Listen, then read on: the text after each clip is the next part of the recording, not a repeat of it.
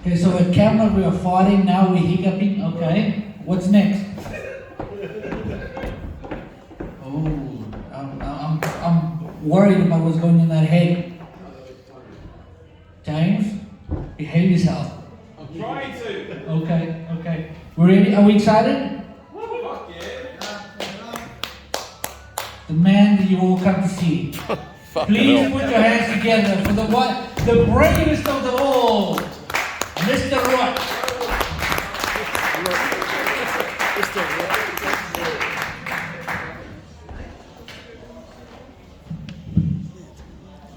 Fuck's sake, how do I follow that? I'd just like to thank each and every one of you comedians that have come before me for whatever the fuck that was. Baysy, here we are. Fucking Bayswater Bowling Club. What a venue. Fucking awesome. Bayswater gets some really fucking good drugs in Bayswater. I don't know whether you all know this, but yeah, you get some good heroin just up the road. You probably don't, because you're all a very nice audience, except for this young lady over here in the blue cardigan. She's got heroin written all over her face.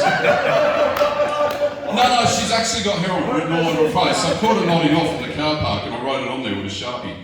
But I love drugs. I love fucking drugs. I love uppers, downers, pot, heroin, coke, whatever.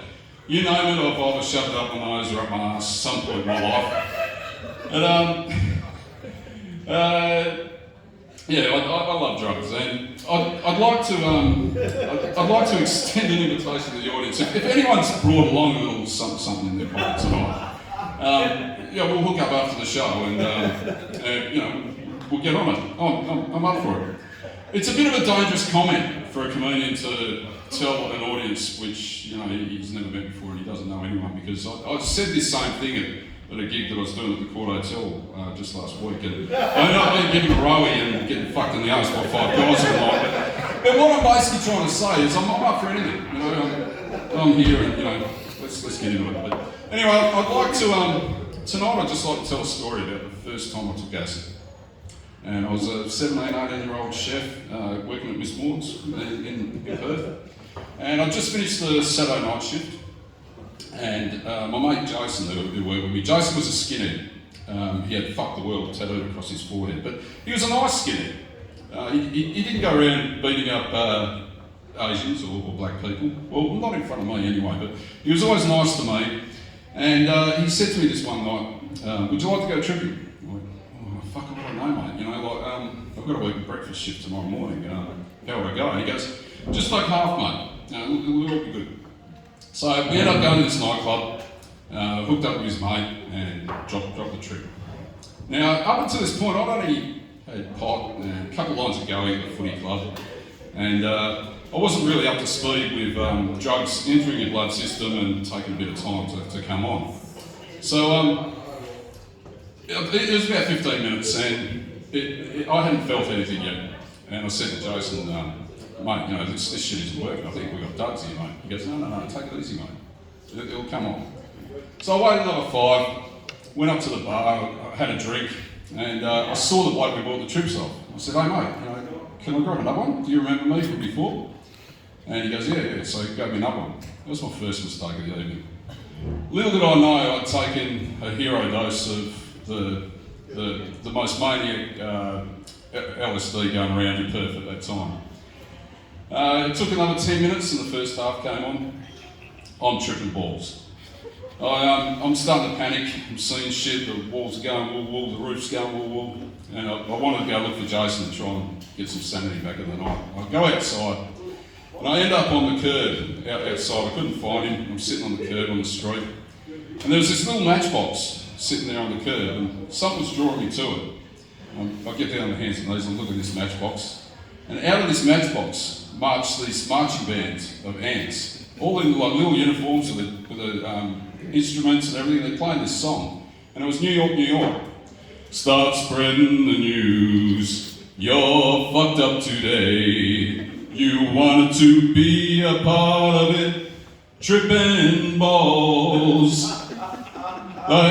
At this stage, I was higher than a set of testicles on a giraffe. And I fucked off back inside to the nightclub, and I was looking for Jace, but I couldn't find him.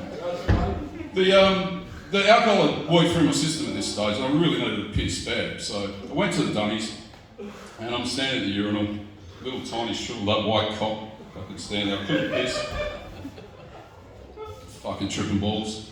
And I hear this, "Hey bloke. Hey bloke, nice crop." I look next to him, and there's Chris Lewis. I don't know whether people remember Chris Lewis, Indigenous Premiership player for the Eagles. He's standing at the fucking urinal right next to me with his cock in his hand. He's going, "Hey bloke, nice crop." Now I just want to pause this story for a minute and just explain that it's not a racially profiling Chris Lewis for saying that he said, "Hey bloke." It would be if Chris Lewis was standing on one leg with a spear in his hand and a red loincloth. That would be racial stereotyping. But he was standing there with his dick in his hand saying, "Hey bloke, nice crop."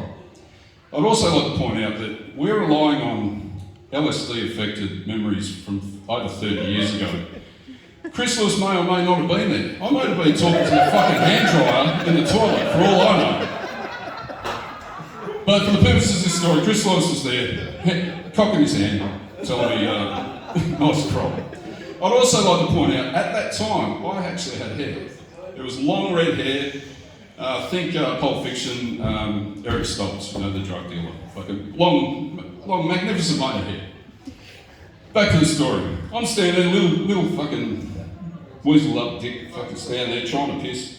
Chris Lewis is next to me, his big black cock, fucking, "Hey bloke, nice cock, nice crop." I'm going, and I figured out he's talking about my hair.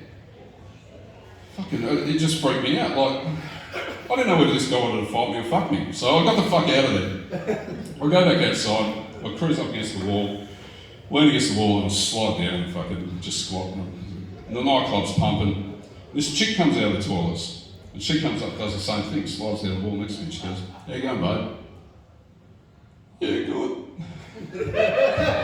She goes, "Have you ever taken a shit and had an orgasm?"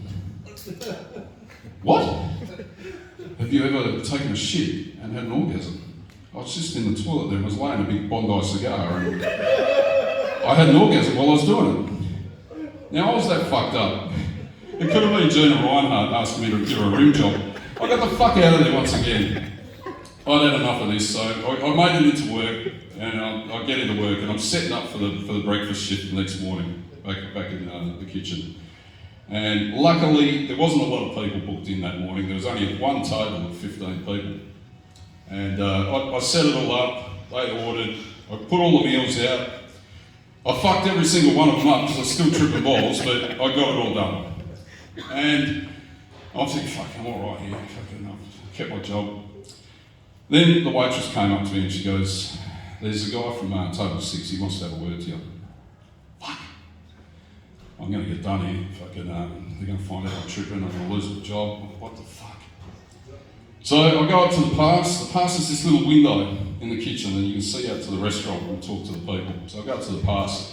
And there on the other side of the pass is Chris Lewis standing there on one leg, holding a spear and a red white cloth, going, "Hey bloke, nice crop of shit eggs." Thank you very much, Bayswater. You've been a beautiful, well, you've been an audience. Thanks a lot. What a good guy. Jesus. It's nice of him to compliment on your eggs. What happened to my notepad?